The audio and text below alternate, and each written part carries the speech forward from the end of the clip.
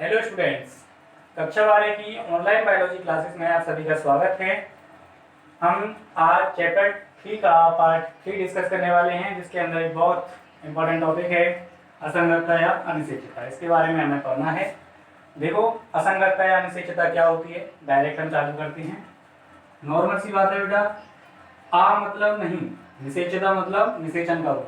जब निषेचन का गुण ना हो या निषेचन सफल ना हो तो उस स्थिति को हम क्या कहते हैं, अनिश्चितता कहते हैं। इसको आप समझो एक बार।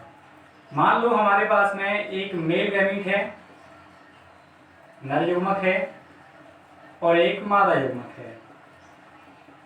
दो युग्मक हैं और दोनों ही युग्मक पूरी तरह से फंक्शनल हैं, यानी कि कार्यक्षम हैं, कार्य करने में सक्षम हैं, कार्य कर सकते हैं अच्छी तरह से, और पूरी तरह से ये फर्टाइल हैं, यानी कि जननक्षम है। जनन करने की क्षमता भी इनके अंदर है। तो ऐसी स्थिति होने के बाद क्या होना चाहिए भाई, दोनों का संलयन होकर के निषेचन हो जाना चाहिए। लेकिन कभी कभी क्या होता है कि नर और मादा युग्मक पूरी तरह से फंक्शनल और फर्टाइल होने के बाद भी निषेचन करने में असफल होते हैं, इनके बीच में निषेचन विफल हो जाता है। तो निषेचन के विफल होने की स्थिति को हम अनिश्चितता या असंगतता, इनकम्पैटिबिलिटी कहते हैं। बात क्लियर हो गई होगी। इतना होने के बाद भी क्या हो, निषेचन में विफलता हो जाए, तो निषेचन में होने वाली जो विफलता है वो अनिश्चितता या असंगतता कहलाती है। बात क्लियर? सुने इसको एक बार। नर युग्मक तथा मादा युग्मक के पूर्णतः कार्यक्षम एवं जननक्षम होते हुए भी यदि निषेचन में विफलता आ जाती है, निषेचन नहीं हो पाता है, तो उस स्थिति को हम कहते हैं अनिश्चितता या इनकम्पैटिबिलिटी। बात क्लियर? इसके बाद में हम बात करें इसके टाइप्स की, तो इसके 2 टाइप्स होते हैं, 2 प्रकार होते हैं। कौन कौन से प्रकार होते हैं? देखो बच्चों, सबसे पहला है आंतर जातीय। सबसे पहला क्या है? आंतर जातीय। इसको हम क्या कहते हैं? इंट्रा स्पेसिफिक कहते हैं। Intra specific. और दूसरा होता है अंतरा जातीय। अंतरा जातीय का मतलब क्या होता है? अंतरा जातीय का मतलब समझे बेटा, इसको हम कहते हैं इंटर स्पेसिफिक। इसको आपको समझना है। आंतर जातीय और अंतर जातीय डिफरेंस थोड़ा सा है, देखो नॉर्मल सी बात। आंतर जातीय का मतलब अगर हम कहें तो इसको हम कह सकते हैं एक ही जाति के सदस्यों के मध्य अनिश्चितता। और इसको हम देखें अंतर जातीय, ये है एक ही वंश की 2 जातियों के मध्य क्या अनिश्चितता। तो नॉर्मली आपको समझ में आ रही होगी। आंतर जातीय का मतलब क्या है? जब एक ही जाति के सदस्यों के मध्य में अनिश्चितता पाई जाती है। और अंतर जातीय का मतलब है जब एक ही वंश की 2 जातियों के मध्य अनिश्चितता पाई जाती है। तो ये छोटे छोटे पॉइंट है जो आपको याद रखने हैं। 2 प्रकार की अनिश्चितता होती है, आंतर जातीय और अंतर जातीय। इसके बाद में हम आंतर जातीय को एक और बार डिवाइड कर सकते हैं, क्योंकि ये जो अनिश्चितता है इसे हम स्वयं अनिश्चितता भी कहते हैं। क्या कहते हैं? स्वयं अनिश्चितता, सेल्फ इनकम्पैटिबिलिटी। दोस्तों, पहले यहाँ तक की बात को हम एक बार रिवाइज करते हैं, फिर हमें आंतर जातीय के प्रकार भी हमें पढ़ने हैं। देखो, असंगतता या अनिश्चितता क्या होती है? जब नर और मादा युग्मक के पूरी तरह से कार्यक्षम और जननक्षम होने के बाद भी निषेचन विफल हो जाए तो उसको हम क्या कहते हैं? अनिश्चितता कहते हैं। ये 2 प्रकार की होती है, आंतर जातीय और अंतर जातीय। आंतर जातीय का मतलब होता है एक ही जाति के सदस्यों के मध्य अनिश्चितता हो, उसे हम क्या कहते हैं? आंतर जातीय अनिश्चितता, या इसका एक और नाम होता है स्वयं अनिश्चितता। दूसरा होता है अंतर जातीय, इंटर स्पेसिफिक। इसका मतलब है कि एक ही वंश की 2 जातियों के मध्य क्या होती है? अनिश्चितता होती है। दोनों के एग्जाम्पल हम समझ लेते हैं एक बार। देखो बच्चों, इसको अगर हम देखें, इसका एग्जाम्पल तो नॉर्मल है। एग्जाम्पल इसका प्रिमुला है। क्या है? प्रिमुला। प्रिमुलेसी कुल का पादप है, तो प्रिमुला का एक फूल दूसरे फूल के पास में जाकर के परागण नहीं कर सकता। इसका एग्जाम्पल देखो बच्चों, आपने इसके एग्जाम्पल में दो पौधे आपने पढ़े होंगे। एक तो मैं लिख रहा हूं ब्रैसिका कैम्पेस्ट्रिस और एक लिख रहा हूं ब्रैसिका रापा। दोस्तों ये सरसों होती है और ये सरसों का जो छोटा दाना होता है जिसे हम राई कहते हैं वो होती है। तो इन दोनों में असंगतता का क्या मतलब है कि ब्रैसिका कैम्पेस्ट्रिस के परागकण ब्रैसिका रापा के पास में नहीं जा सकते। बात समझ रहे हो ना, क्लियर है ना? तो ब्रैसिका कैम्पेस्ट्रिस यानी कि सरसों के परागकण राई के परागकणों पर अंकुरित नहीं हो सकते हैं, ऐसे ही हम क्या कहते हैं, अनिषेचता कहते हैं। कौन सी? अंतर जातीय। बात क्लियर है? इसके बाद में हमें आंतर जातीय के भी दो प्रकार अपने यहाँ दिए हुए हैं बुक में, तो उनके बारे में भी हम एक बार डिस्कस कर लेते हैं। यहाँ तक की बात आप अपनी कॉपी में नोट करें। दोस्तों ये जो तरीका है किसी भी बात को याद रखने का बहुत अच्छा तरीका है। इससे हम कम शब्दों में पूरी बात को याद रखने की कोशिश करते हैं और बात चाहे कितनी भी बड़ी हो, अगर उसको कम शब्दों में छोटे छोटे शब्दों में लिखा जाए तो अच्छे तरह से और ज़्यादा लंबे टाइम तक याद रहती है। तो आप अच्छी तरह से इनको लिखने की और समझने की कोशिश करें। इसके बाद हम बात करते हैं आंतर जातीय अनिषेचता की। देखो बच्चों क्या होती है। अब हमें किसकी बात करनी है? आंतर जातीय अनिषेचता की। मैं पूरा मिटा रहा हूं यहां से। देखो अब हम बात करेंगे आंतर जातीय अनिषेचता, या इसका दूसरा नाम अभी क्या लिखा था हमने? स्व अनिषेचता। तो जो स्व अनिषेचता होती है वो दो तरह की होती है। कौन कौन सी होती है? देखो बच्चों नॉर्मल सी बात है, दो टाइप्स है इसके। नंबर एक टाइप है युग्मकोद विधि स्व अनिषेचता और एक होती है बीजाणु विधि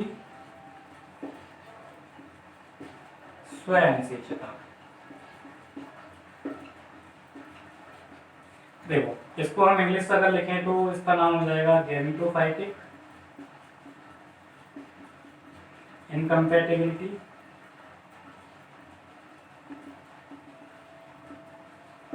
और इसका अगर हम नाम लिखें तो इसका हो जाएगा स्पोरोफाइटिक इनकम्पैटिबिलिटी। ठीक है, तो इंग्लिश और हिंदी नाम आपको याद रखने हैं। अब समझो बेटा ये युग्मकोद विधि और बीजाणु विधि क्या होती है। बहुत इजी बात है। पिछले लेक्चर्स में या पिछले चैप्टर में जब मैंने चैप्टर स्टार्ट किया था तो आपके लिए बताया था फर्स्ट चैप्टर के अंदर कि युग्मकोद विधि और बीजाणु विधि दो पीढ़ियां होती हैं पीढ़ी एकांतरण की। एक पीढ़ी n होती है, एक पीढ़ी 2n होती है। ऐसा कुछ मैंने डिस्कस किया था तो उसी से रिलेटेड है। देखो दो पीढ़ियां हैं अपने पास में, एक युग्मकोद विधि पीढ़ी और दूसरी है,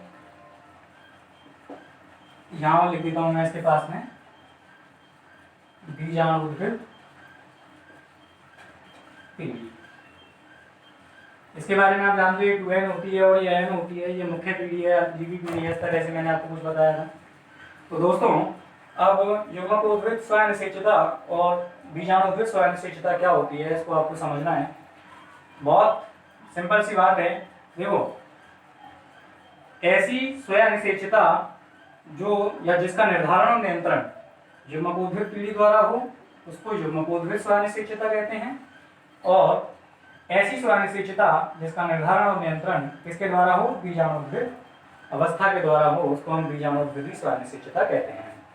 तो क्या क्या शब्द आ रहा है? निर्धारण और नियंत्रण।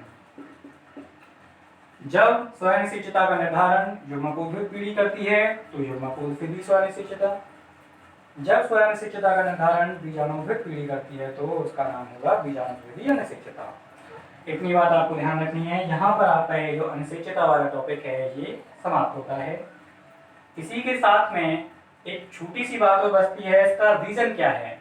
अनिषेचता उत्पन्न होने का क्या रीजन है? What is the reason? Normal सी बात है बेटा, देखो रीजन भी हम यही देख लेते हैं। कारण क्या हो सकते हैं इसके? सबसे पहला कारण तो ये हो सकता है कि भाई परागकण का अंकुरण ना होना,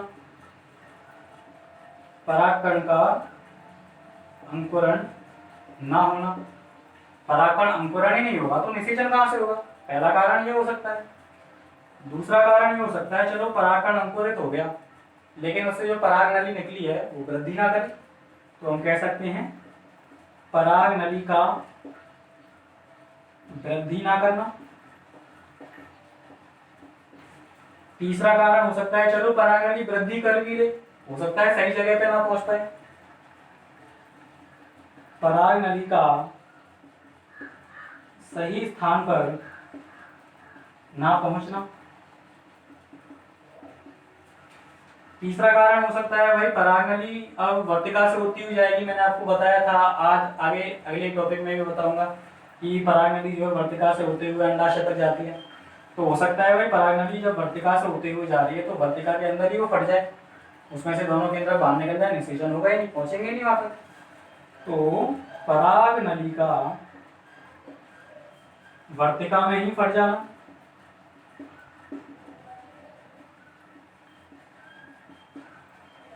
या फिर इन सब का एक ही कारण है, नॉर्मल सा कारण है, देखो क्या है, युग्मकों का संलयन ना होना।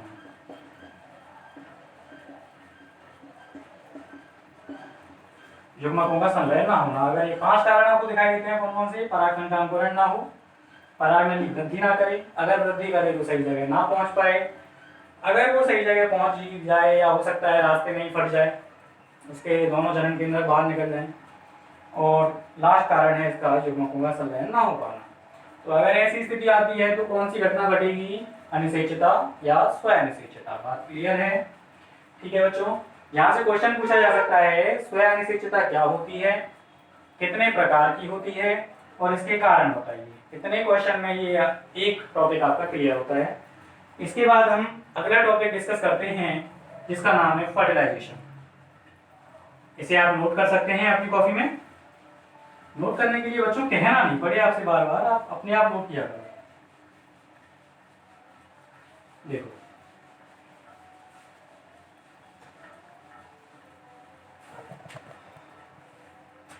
दोस्तों, नेक्स्ट जो टॉपिक है हमारा वो है निषेचन, फर्टिलाइजेशन। फर्टिलाइजेशन, तो फर्टिलाइजेशन पढ़ाने से पहले मैं आपको एक छोटी सी इंफॉर्मेशन देना चाहता हूँ। देखो ये जो मैं फर्टिलाइजेशन टॉपिक आपको कराने वाला हूँ, ये फर्टिलाइजेशन, इससे आगे जितने भी टॉपिक चलेंगे 2-3 टॉपिक हैं। फर्टिलाइजेशन है, बीजांड पराग नली की वृद्धि है, बीजांड में प्रवेश, फिर भ्रूणपोष में प्रवेश, उसके बाद में दोहरा निषेचन, डबल फर्टिलाइजेशन। तो ये कुछ टॉपिक आज की वीडियो में कंप्लीट कराने वाला हूँ। यहाँ से लेकर के डबल फर्टिलाइजेशन तक के जितने भी टॉपिक्स हैं वो सभी आपकी समझ में तब आएंगे जब आप इस पूरी वीडियो को लगातार देखोगे, क्योंकि निषेचन से लेकर के दोहरे निषेचन तक, डबल फर्टिलाइजेशन तक के जितने भी टॉपिक हैं सभी एक दूसरे से कनेक्टेड है। जब मैं इसका डायग्राम बना के आपको समझाऊंगा तो आपको अपने आप समझ में आ जाएगा कि अगर हम एक को भी छोड़ देते हैं बीच में से तो आगे की जो पूरी कहानी है वो हमारी समझ में नहीं आएगी। तो इसीलिए दोस्तों आपको निषेचन पढ़ने से पहले इस बात का पूरा परफेक्शन कर लेना है अपने मन के अंदर कि हमें ये वीडियो पूरी देखनी है। और इस फर्टिलाइजेशन को मैं आपको बहुत अच्छी तरह से समझाऊंगा, और अगर आपको और भी अच्छी तरह से समझना है तो मैं इसकी डिस्क्रिप्शन में लिंक डालूंगा जहाँ पर फर्टिलाइजेशन की एनिमेशन डली हुई है। तो एनिमेशन से आप देख करके आपको बहुत अच्छा समझ में आएगा। तो मैं आपका चालू करता हूँ निषेचन फर्टिलाइजेशन। देखो बच्चों क्या होता है, होने को तो बहुत इजी टॉपिक है लेकिन थोड़ा सा कनेक्टेड है, थोड़ा लंबा है, आपको परेशान नहीं होना है। बहुत सारे टॉपिकों को हम एक साथ कवर करने की कोशिश करेंगे। तो दोस्तों चालू करते हैं निषेचन या फर्टिलाइजेशन। देखो बच्चों क्या होता है, अब तक हमने एक चीज पढ़ी है, चैप्टर में पढ़ते आ रहे हैं, परागण पढ़ा है। चैप्टर का नाम क्या था, परागण, निषेचन, भ्रूणपोष और भ्रूण का परिवर्तन। तो एक पार्ट अपन कंप्लीट कर चुके हैं परागण का। अब हम सेकंड पार्ट पे आगे बढ़ते हैं इसके पे, जिसका नाम क्या है, निषेचन।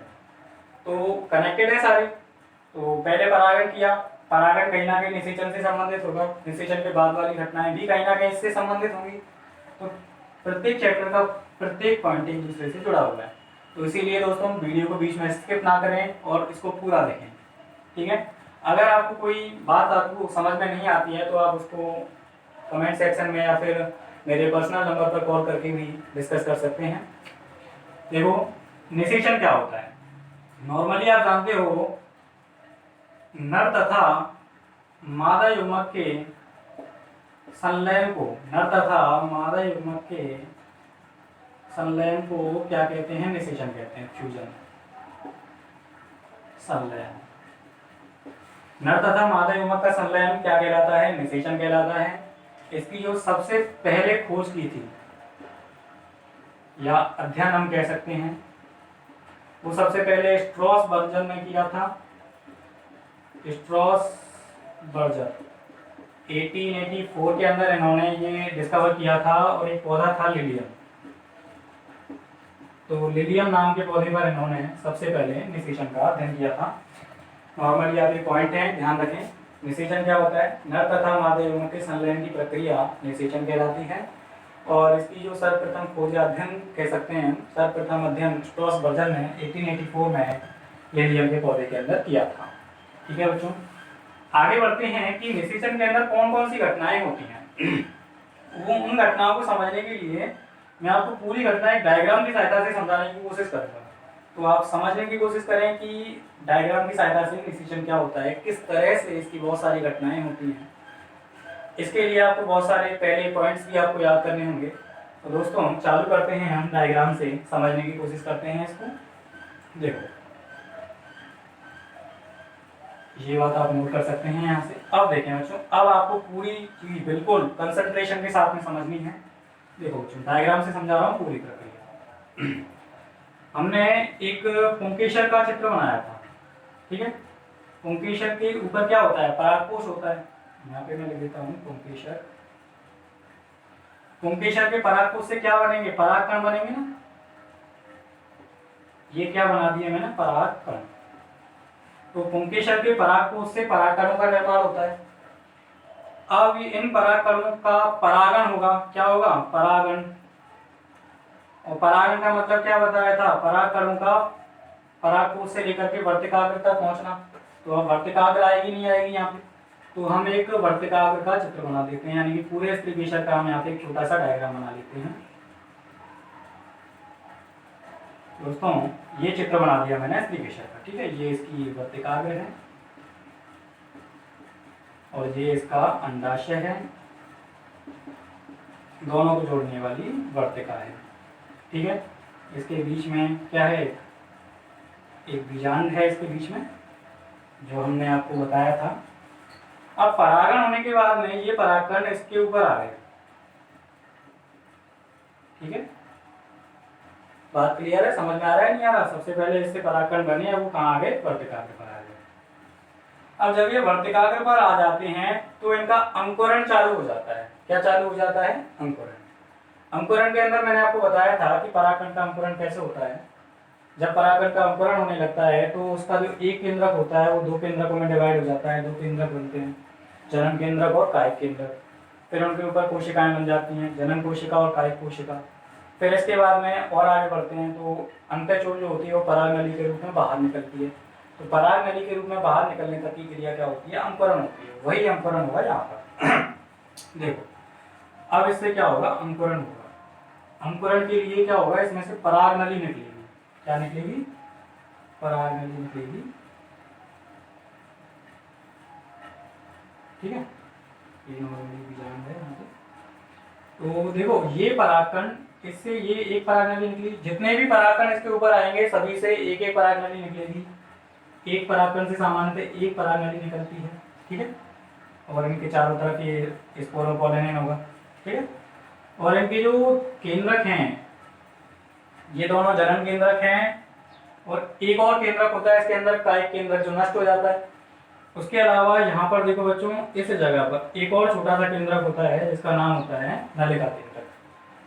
तो देखो अब मैं इसका चित्र समझाता हूँ आपको। ये क्या पराग नली होनी है ना, तो यहाँ पर हम नाम दे देते हैं पराग नली और यहाँ लिख देते हैं अंकुरण, अब इस पराग नली को आपको समझना है। देखो बच्चों, इसको अगर हम यहाँ देखें इस तरह से, नलिका, ये पराग नलिका है, ठीक है। पराग नलिका के अंदर दो कोशिकाएं होती हैं जिन्हें हम क्या कहते हैं, नर युग्मक कहते हैं। इन नर युग्मकों के अलावा काय कोशिका तो नष्ट हो जाती है, लेकिन एक केंद्रक बचता है यहाँ पे। इस केंद्रक को हम कहते हैं नलिका केंद्र। इस केंद्र को हम क्या कहते हैं, नलिका केंद्र कहते हैं। नलिका केंद्र और नर युग्मक दोनों की अपनी अपनी भूमिका होती है, अपना अपना इंपॉर्टेंस होता है। अगर आप किसी भी कारण से लेजर वगैरह का प्रयोग करके आप दोनों में से किसी को भी हटा देते हो तो उसका प्रभाव आपको दिखाई देगा। कैसे दिखाई देगा, देखो, नर युग्मक तो मादा युग्मक के पास में जाकर के निषेचन करवाएंगे, भ्रूण का निर्माण होगा। और नलिका केंद्रक क्या करेगा, नलिका केंद्रक इस पराग नली की वृद्धि को नियंत्रित करता है। जब तक नलिका केंद्रक इसके अंदर रहेगा तब तक ये पराग नली वृद्धि करेगी। जब ये नलिका केंद्रक नष्ट हो जाएगा तो पराग नली की वृद्धि रुक जाएगी। बात क्लियर है। तो दोस्तों, अगर हम लेजर का प्रयोग करके पराग नलिका के नलिका केंद्रक को नष्ट कर दें तो क्या होगा, नलिका की वृद्धि रुक जाएगी। और अगर हम इसको रहने दें और इन दोनों को नष्ट कर दें तो क्या होगा, पराग नली वृद्धि तो करेगी लेकिन निषेचन नहीं होगा। क्यों नहीं होगा, क्योंकि नर युग्मक नहीं है अपने पास। बात समझ में आ रही है, नहीं आ रही है? तो सबका अपना अपना इंपॉर्टेंस है, जो मैं कह रहा हूँ उस पर भी ध्यान दें आप। अब ये जो पराग नली है भाई, इसके अंदर नलिका केंद्रक है तो ये वृद्धि करेगी ना, वृद्धि करके कहाँ तक जाएगी, बीजांड के पास तक जाएगी। तो देखो बीजांड के पास ले जाते हैं। चलो अब इसको थोड़ा सा और आगे बढ़ा देते हैं। यहाँ पे इस तरह से साहब इसको हम पहुंचा देते हैं आपका बीजांड के पास, ठीक है।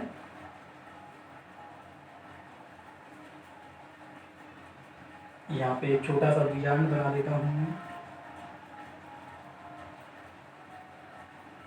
ठीक है। इसको थोड़ा सा और बड़ा कर देते हैं इस तरह से। अब यहाँ से जो पराग नली निकल रही है, हम एक ही को निकाल रहे हैं, तो ये पराग नली इस तरह से घूमती हुई कहाँ तक जाएगी, बीजांड तक जाएगी।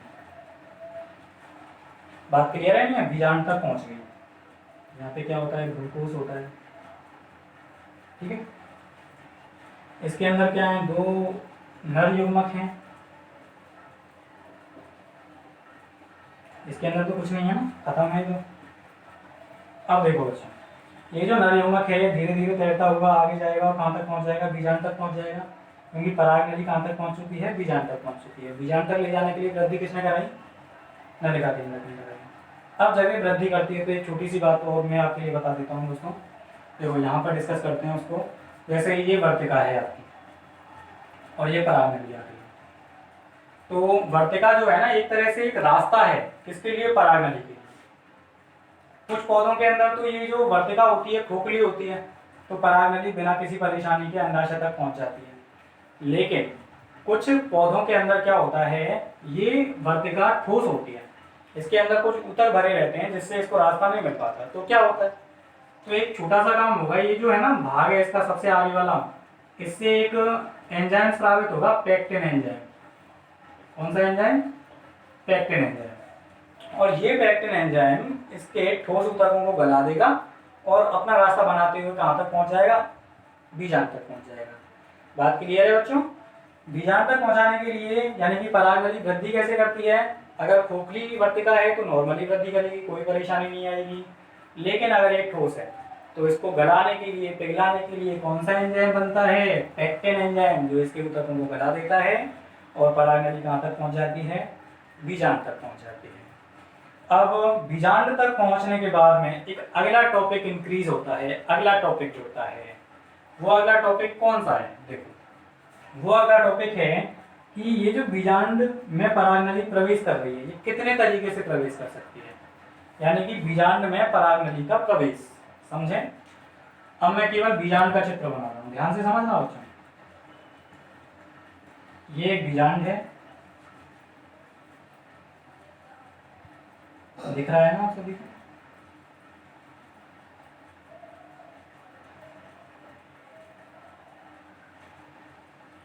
तो इस तरह से मैंने एक बीजांड का चित्र यहाँ बना दिया है दोस्तों। अब देखो आपको एक चीज, छोटी सी चीज समझनी है कि ये जो पराग नली है किस तरह से इसके अंदर प्रवेश कर सकती है। यहाँ पे कौन है, भ्रूणकोश है, ठीक है। अब ये परागनली 3 तरीके से प्रवेश कर सकती है, आएगी तो ऊपर से, लेकिन बीजांड के पास आती है, क्योंकि बीजांड क्या करता है, कुछ रसायन स्रावित करता है जिससे ये इसकी ओर आकर्षित होती है। तो देखो ये परागनली एक तो तरीका है कि ये किससे होकर के जाए, बीजांड द्वार से होकर के जाए। अगर ये बीजांड द्वार से होकर के जाती है तो इसको हम कहते हैं पोरोगैमी। पोरोगैमी इसका नाम होता है बीजांड द्वारी प्रवेश। बीजांड द्वारी प्रवेश सीधी सी बात है, जब परागनली बीजांड में बीजांड द्वार से प्रवेश करती है तो उसको बीजांड द्वारी प्रवेश कहते हैं। ज्यादातर आवृत बीजों में यहीं से प्रवेश करती है, इसीलिए मैंने यहाँ पे बीजांड द्वार से होते हुए इसको प्रवेश कराया है। दूसरी स्थिति आती है बच्चों कि ये अध्यावरणों से होकर के प्रवेश करे इस तरह से। अगर अध्यावरणों से होकर के प्रवेश करती है तो इसको हम कहते हैं मीजोगैमी। क्या कहते हैं? मीजोगैमी। इसको कहते हैं अध्यावरणी प्रवेश। अध्यावरणी प्रवेश, ठीक है। एक और इसका एग्जांपल हम ले सकते हैं कोकरविट्स। घिया, कद्दू जैसे पौधे होते हैं, इनके अंदर अध्यावरणों से बीजांड में परागनली प्रवेश करती है। और एक तरीका होता है इसका प्रवेश करने का कि ये कहाँ से प्रवेश करे, निभाग से प्रवेश करे। ये क्या है, निभाग है ना, तो इसको हम कहते हैं निभागी प्रवेश, और इंग्लिश में कहते हैं चलेजागैमी। चलेजागैमी। क्या बात क्लियर है बच्चों? बीजांड में परागनली 3 प्रकार से प्रवेश कर सकती है। अगर वो बीजांड द्वार से प्रवेश करती है तो बीजांड द्वारी प्रवेश ज्यादातर आवृत बीजियों में होता है। अगर वो अध्यावरणों से प्रवेश करती है तो अध्यावरणी प्रवेश कोकरविट्स के अंदर होता है, मीजोगैमी कहते हैं। अगर ये निभाग द्वारा प्रवेश करती है तो इसको हम कहेंगे निभागी प्रवेश, और ये आपका होता है कैजुराइना के अंदर, कैजुराइना। ठीक है बच्चों, नॉर्मल ये बात ध्यान रखनी है। अब परागनली कहाँ पहुंच चुकी है, बीजांड के अंदर पहुंच चुकी है, समझ गए? अब बीजांड के अंदर पहुंचने के बाद में क्या होगा, बीजांड के अंदर क्या है, भ्रूणकोश है। अब परागनली कहाँ जाएगी, भ्रूणकोश के अंदर। तो अब इसके बाद में जो अगला पॉइंट है उसमें आपको देखना है क्या, इसका भ्रूणकोश में प्रवेश। किसमें प्रवेश, भ्रूणकोश में प्रवेश। देखो बच्चों, भ्रूणकोश में किस तरह से प्रवेश हो सकता है, आपने 3 तरह की कोशिकाएं पढ़ी हैं, 1 2 3, ठीक है। बीच वाली क्या होती है, अंड कोशिका, और ये दोनों क्या है, सहायक कोशिकाएं। ऊपर 3 होती है और बीच में 1 होती है द्वितीय कोशिका, द्वितीय केंद्रक। तो देखो अब ये भ्रूणकोश के अंदर कैसे प्रवेश करेगी। भ्रूणकोश के अंदर देखो, एक सहायक कोशिका, एक अंड कोशिका, ये सिनर्जिड सेल और ये एग सेल, ये सिनर्जिड 1 और ये सिनर्जिड 2, ठीक है। ये एंटीपोडल है और ये पोलर बॉडी है, पोलर सेल है, द्रव्य कोशिका है, ठीक है। तो अब ये किस तरह से प्रवेश करेगा, देखो परागनली एक तो तरीका है कि परागनली, यहाँ पे मैं लिख देता हूँ, यहाँ पे इस तरह से समझा देता हूँ आपको। एक सहायक कोशिका तथा अंड कोशिका के मध्य से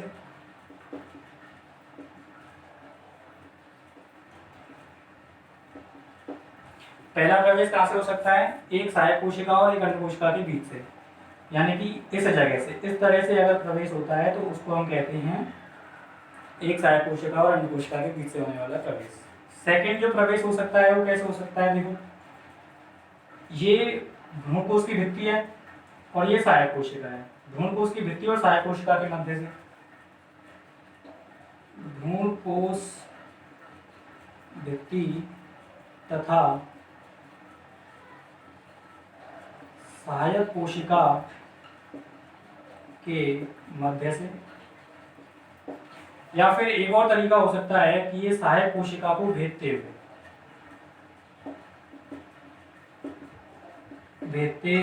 प्रवेश करें। 3 तरीके से भ्रूणकोश के अंदर ये परागनली प्रवेश कर सकती है। पहला, सहायक कोशिका और अंड कोशिका के बीच से। दूसरा, भ्रूणकोश की भित्ति और सहायक कोशिका के बीच से, यहाँ से। और तीसरा, किसी भी एक सहायक कोशिका को भेदते हुए। बात क्लियर है? यहाँ तक के डायग्राम आप सभी बनाए गए। एक बार इस डायग्राम से पूरी जो कथा मैंने यहाँ तक सुनाई है, इसके बाद बोर्ड पे जगह नहीं है तो दोबारा से आगे का डायग्राम बनाऊंगा। तो देखो बच्चों, सबसे पहले क्या होगा, उनके शरीर के परागकोश से परागकणों का निर्माण हुआ। वो परागण के द्वारा वर्तिकाग्र तक पहुंचे। वर्तिकाग्र पर पहुंचने के बाद में उनका अंकुरण हुआ। अंकुरण में परागनली निकली, जिसके अंदर 2 नरयुग्मक और 1 नलिका केंद्रक होता है। पराग नलिका का नलिका केंद्रक इसकी वृद्धि को निर्धारित करता है और नर युग्मक जनन के लिए आवश्यक होते हैं। नर युग्मक इसकी वृद्धि को करते हुए बीजांड तक पहुंचा देता है, और बीजांड में पहुंचने की घटना मैंने आपको बताई थी। अगर वर्तिका खोखली है तो बिना किसी एंजाइम के प्रयोग के पहुंचेगी बीजांड तक। अगर वर्तिका ठोस है तो ये पैक्टिन एंजाइम की सहायता से इसके ठोस ऊतकों को गलाकर इसके अंदर पहुंच जाती है। ठीक है, इसके बाद में बात करते हैं हम कि बीजांड में किस तरह से पहुंच सकती है, किस तरह से प्रवेश कर सकती है। 3 प्रकार होते हैं इसके: बीजांड द्वारी प्रवेश, सध्यावर्णी प्रवेश और निभावी प्रवेश, पोरोगैमी, मीजोगैमी, चलेजागैमी। इसका ज्यादातर एग्जांपल कोई भी लिख सकते हैं आप, इसका कुकरबिट्स और इसका कैसुलारिना। फिर इसके बाद में बीजांड में पहुंचने के बाद भ्रूणकोश में प्रवेश करेगी, और भ्रूणकोश में पहुंचने के लिए 3 रास्ते हैं इसके पास। एक ही रास्ते से पहुंचेगी, या तो एक सहायक सेल और अंडकोशिका के बीच से, या फिर भ्रूणकोश की भित्ति, या फिर सहायक कोशिका के बीच से, और या फिर सहायक कोशिका को भेदते हुए। ठीक है, अब एक छोटा सा क्वेश्चन यहाँ पे बनता है कि भाई ये जो बीजांड जो परागनली आ रही है, ये इस तरफ ही क्यों आ रही है, बीजांड द्वार की तरफ ही क्यों आ रही है, सभी ओर से अंड कोशिकाओं के पास ही क्यों आ रही है? भाई आना तो उसको यहीं पे पड़ेगा ना, इधर से ही तो प्रवेश कर रही है, तो ये यहाँ पर क्यों आ रही है, इसका क्या कारण है? इसका एक नॉर्मल सा कारण है कि यहाँ पर जो सहायक कोशिकाएं हैं ना, ये सहायक कोशिकाएं विशेष प्रकार के रसायन स्रावित करती हैं, तो वो रसायन इस पराग नली को अपनी ओर आकर्षित करते हैं। तो इनसे आकर्षित होने के कारण ये पराग नली यहाँ तक पहुँचती है। ठीक है बच्चों, ध्यान रहेगा ना आपको, पराग नली यहीं पर क्यों नहीं रह जाती है, यहीं से सीधे यहाँ क्यों नहीं पहुँचती? क्योंकि यहाँ पर आने के बाद में यहाँ उनको जाना पड़ेगा, क्योंकि यहाँ पर कौन आकर्षित कर रहा है, रसायन आकर्षित कर रहा है। बात क्लियर है? इसके बाद में यहाँ तक का डायग्राम और जो भी मैंने लिखा है वो आप नोट करें। इसके बाद हम इससे आगे की बात डिस्कस करते हैं कि इससे आगे क्या होता है 3 प्रकार के बाद। देखो एक और बात मैं आपके लिए बता देता हूँ कि यहाँ पर पराग नली पहुँचने के बाद में ये जो सहायक कोशिकाएं नष्ट हो जाती हैं, और जो पराग नली है वो भी यहाँ पर आकर के नष्ट होने लग जाएगी, पिघल जाएगी, नलिका केंद्रक नष्ट हो जाएगा, तो आगे वृद्धि नहीं करेगी। तो यहाँ पर आकर उसके नर युग्मक दोनों मुक्त हो जाते हैं।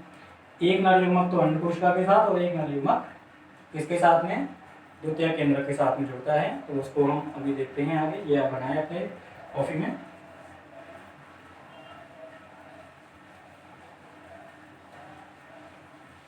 दोस्तों ये जो डायग्राम हमने बनाया है, इसके द्वारा हम 3-4 टॉपिक्स को एक साथ कवर करने वाले हैं।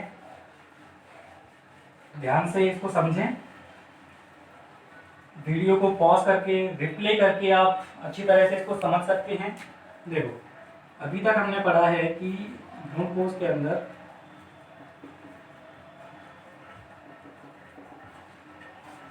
किस तरह से परागनली का प्रवेश होता है। इस तरह से हम मान लेते हैं कि इस तरह से परागनली का प्रवेश हो रहा है। जैसे ही ये परागनली यहाँ पहुंचेगी तो ये परागनली डिजनरेट हो जाएगी, और इसके जो दोनों नर युग्मक थे ये भी खत्म, और इधर से ये भी खत्म। तो दोनों ही सहायक कोशिकाएं नष्ट हो जाती हैं। बचता कौन है? केवल अंड कोशिका, एग सेल। तो इसके जो 2 नर युग्मक हैं वो दोनों की दोनों कहाँ आ जाते हैं? यहाँ पर आ जाते हैं। ये दोनों क्या हैं? नर युग्मक हैं। इनमें से एक नर युग्मक तो अंड कोशिका के साथ, और एक नर युग्मक ध्रुवीय कोशिका के साथ, द्वितीय केंद्र। बात को बेटा ध्यान से समझना। अगला टॉपिक चल रहा है अभी, एग सेल के साथ में जुड़ने वाला जो नर युग्मक है वो तो आगे आपका क्या बना लेगा? भ्रूण बनाएगा। और द्वितीय केंद्रक के साथ में जुड़ने वाला केंद्रक है वो आपका भ्रूणकोश बनाएगा। बात समझ में आ रही है नहीं आ रही है? देखो अब इस चीज को आप समझिए। यहाँ पर जो काम हुआ है, 2 नर युग्मक आए, 2 में से एक तो अंड कोशिका के साथ में जुड़ेगा और एक किसके साथ जाएगा? द्वितीय केंद्रक के साथ। तो 2 बार निषेचन की क्रिया होगी, समझ रहे हो ना? 2 बार ये निषेचन की क्रिया जो होती है इसको हम दोहरा निषेचन कहते हैं। तो अभी यहाँ तक का जो डायग्राम है वो आप अपनी कॉपी में बनाएं। उसके बाद में मैं आपको डबल फर्टिलाइजेशन की क्रिया बताता हूँ कि डबल फर्टिलाइजेशन दोहरा निषेचन क्या होता है। देखो दोहरा निषेचन अभी हम पढ़ेंगे। दोहरा निषेचन, डबल फर्टिलाइजेशन। सभी आवृत बीजी पादपों का मुख्य गुणधर्म है, क्योंकि ये केवल आवृत बीजी के अंदर पाया जाता है और किसी में नहीं होता। देखो दोहरा निषेचन का मतलब क्या है, अपने को पता है भाई कि जो नर युग्मक होते हैं कितने होते हैं, नर युग्मकों की संख्या होती है साहब 2। कितने नर युग्मक होते हैं 2। तो इन दोनों में से मान लेते हैं 2 जो हैं, एक तो है ये रहा और एक ये रहा, ठीक है। अब एक नर युग्मक प्लस अंडकोशिका, भाई एक तो इस तरह से होगा नहीं होगा, ये नर युग्मक है ये मादा युग्मक है, यहाँ पे मैं लिख सकता हूँ मादा युग्मक, ठीक है। तो नर युग्मक और मादा युग्मक का जब संलयन होगा तो क्या होगा, निषेचन होगा नहीं होगा, क्या बनेगा इससे, युग्मनज बनेगा, जो आगे जाकर के क्या बनाएगा, भ्रूण बनाएगा, जिससे आगे जाकर के क्या बनेगा, बीज बनेगा, बीज और फल, इन चीजों का निर्माण होगा, ठीक है। अब जो दूसरा केंद्रक बचा है, ये जो निषेचन है आपका, पहला निषेचन है नर युग्मक और मादा युग्मक वास्तविकता में यहाँ पे मिल रहे हैं, तो इस चीज को हम सत्य निषेचन कहते हैं, सत्य निषेचन या प्रथम निषेचन भी इसको कहा जाता है। प्रथम निषेचन भी इसको कहा जाता है क्योंकि ये पहली बार होने वाला निषेचन है। दूसरा जो है, दूसरा नर युग्मक ये मिलेगा द्वितीयक केंद्रक के साथ, कौन से के साथ, द्वितीयक केंद्रक, ठीक है। द्वितीय केंद्रक कैसा है, 2n है और ये कैसा है, n है, तो इनके बाद में संरचना कैसी बनेगी बच्चों, 3n बनेगी, यानी कि त्रिगुणित, कैसी, त्रिगुणित संरचना बनेगी। त्रिगुणित जो बना है उसका नाम क्या होगा, यहाँ पर तो युग्मनज नाम दिया था, अब यहाँ पे क्या नाम देंगे, यहाँ पे देखो एक नाम होता है पैन, यानी कि primary endosperm nucleus, primary endosperm nucleus, प्राथमिक भ्रूणपोष केंद्रक। नया शब्द आया है बच्चों, भ्रूणपोष। अब तक आपने पढ़ा था कोष और अब आप पढ़ोगे भ्रूणपोष। एंडोस्पर्म वो एम्ब्रियो सेक था, ये एंडोस्पर्म है, ठीक है। तो देखो इसमें 2 बार निषेचन की क्रिया हो रही है, यानी कि 2 बार केंद्रकों का संलयन हो रहा है। प्रथम बार में नर युग्मक मादा युग्मक के साथ में जुड़ा तो उसे हमने सत्य निषेचन या प्रथम निषेचन कहा, जिससे आगे जाकर के भ्रूण का परिवर्तन हो गया। दूसरा निषेचन, दूसरा जो नर युग्मक था वो द्वितीय केंद्रक के साथ में जाकर मिला और उसने क्या बनाया, त्रिगुणित प्राथमिक भ्रूणपोष केंद्रक बनाया। त्रिगुणित प्राथमिक भ्रूणपोष जो केंद्रक है वो आगे जाकर के भ्रूणपोष बनाता है और भ्रूणपोष पोषण का कार्य करता है, किसका, भ्रूण का, यानी कि ये जो भ्रूण बना है इसका पोषण करने के लिए कौन बनता है, भ्रूणपोष बनता है। बात क्लियर है। ये 2 बार निषेचन की क्रिया हो रही है। प्रथम निषेचन, इसे ही कभी कभी द्वितीय निषेचन कह दिया जाता है, क्योंकि इसमें 3 केंद्रक मिल रहे हैं तो इसका एक और नाम होता है त्रिक संलयन, त्रिक संलयन, ट्रिपल फ्यूजन। त्रिक संलयन होता है और एक बार प्रथम निषेचन होता है, तो 2 बार निषेचन की क्रिया हो रही है, इसीलिए इसको हम क्या कहते हैं, दोहरा निषेचन। तो बात समझ में आई नहीं आई बच्चों, दोहरा निषेचन और त्रिक संलयन 2 टॉपिक क्लियर हुए नहीं हुए, एक बार दोबारा से रिवाइज करते हैं। हमें पता है कि सर नर युग्मक कितने हैं, 2 हैं, जिनमें से एक नर युग्मक अंडकोश के साथ संलयित होता है और युग्मनज बनाता है जो आगे भ्रूण में परिवर्तित हो जाता है। इस भ्रूण के पोषण के लिए क्या होता है, दूसरा नर युग्मक द्वितीय केंद्रक के साथ में संलयित होता है और त्रिगुणित प्राथमिक भ्रूणपोष केंद्रक बनाता है जो आगे जाकर के भ्रूणपोष का निर्माण करता है और वो भ्रूण का पोषण करेगा। तो यहाँ तक की बात बच्चों क्लियर है, क्लियर है। अब बात आती है कि सबसे पहले दोहरा निषेचन की खोज किसने की थी। देखो इसकी भी बात कर लेते हैं, इंपॉर्टेंट चीज है, 1 नंबर में पूछा जा सकता है। खोज, इसकी खोज की थी बच्चों नावाश्चिन, इसने की थी नावाश्चिन, और इसने फ्रेटिलेरिया, फ्रेटिलेरिया और लिलियम 2 पौधों पर इसकी खोज की थी 1898 के अंदर, 1898 के अंदर, ठीक है। तो ये कुछ पॉइंट्स हैं इसके जो आपको याद रखने हैं। एक बार मैं पूरी जो निषेचन के अंदर मैंने जो आपको बताया है, जो भी अपन ने चित्र बना के समझा, तो पूरा एक बार अपन फास्ट रिवाइज कर लेते हैं ताकि आपको इसमें परेशानी नहीं आए। देखो अब इसके अंदर क्या होगा, निषेचन के अंदर हमने देखा कि परागकण बनते हैं, परागकणों का परागण होता है, वो वर्तिकाग्र पे आ जाते हैं, फिर उनका अंकुरण होता है। अंकुरण के बाद में उनसे पराग नली निकलती है जिसकी वृद्धि को नियंत्रित करता है नलिका केंद्रक, और 2 जनन केंद्रक होते हैं उसके अंदर, नलिकामक होते हैं। इसके बाद में उसका प्रवेश होता है बीजांड की ओर। बीजांड की ओर 3 प्रकार का प्रवेश हमने देखा। उसके बाद में भ्रूणकोश में प्रवेश हमने देखा इसका कि 3 प्रकार से भ्रूणकोश में प्रवेश कर सकता है कोश में। तो भ्रूणकोश में प्रवेश के बाद में फिर हमने देखा कि दोहरा निषेचन। तो ये सभी पॉइंट्स आपस में कैसे हैं बच्चों, लिंक हैं एक दूसरे से। सबसे पहला निषेचन, सबसे पहला परागण, परागण के बाद में परागकण का अंकुरण, अंकुरण के बाद में बीजांड में पराग नलिका का निर्माण, और पराग नलिका के निर्माण के बाद में उसकी वृद्धि, फिर उसके बाद में इसका बीजांड के अंदर पहुंचना, बीजांड के अंदर पहुंचने के बाद में भ्रूणकोश में प्रवेश, भ्रूणकोश में प्रवेश के बाद में दोहरा निषेचन। तो ये सभी आपस में कैसे हैं, लिंक हैं एक दूसरे से। इसीलिए मैंने आपको पहले बोला था कि आप इस टॉपिक को समझने से पहले पूरी वीडियो देखें। अगर दोस्तों आपने पूरी वीडियो देखी होगी तो आपको ये बहुत अच्छी तरह समझ में आया होगा। अगर इसमें आपको कोई परेशानी होती है या नॉर्मली से समझ में आ जाएगा, और अच्छी तरह से अगर आप समझना चाहते हो तो डिस्क्रिप्शन में जो मैं लिंक दूंगा, एक एनिमेशन है, एनिमेशन वीडियो है फर्टिलाइजेशन की, तो वो आप जाकर के वहाँ पर देखें। और अगर आपको कोई डाउट आता है, कोई प्रॉब्लम आती है, तो आप इसको कमेंट सेक्शन में पूछें, वीडियो को लाइक करें, शेयर करें और आगे बढ़ें। ठीक है बच्चों, अगले लेक्चर में हम इससे अगले टॉपिक के बारे में डिस्कस करेंगे।